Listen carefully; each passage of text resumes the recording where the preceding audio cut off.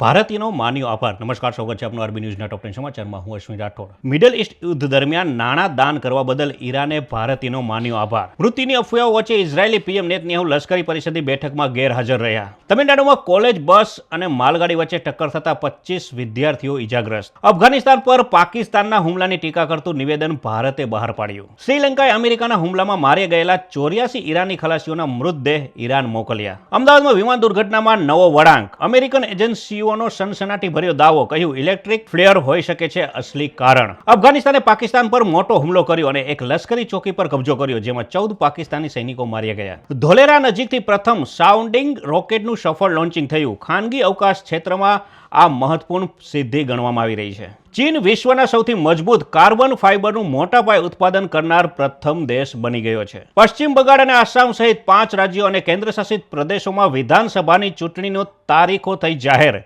જેમાં 23 થી 9 એપ્રિલ સુધીમાં મતદાન બધા રાજ્યોમાં થશે અને 4 મે બધા રાજ્યોનું પરિણામ આવશે. તો આ હતા ટોપ 10 ન્યૂઝ અને હું હતો આપની સાથે અશ્વિન રાઠોડ. જય હિન્દ, જય ભારત.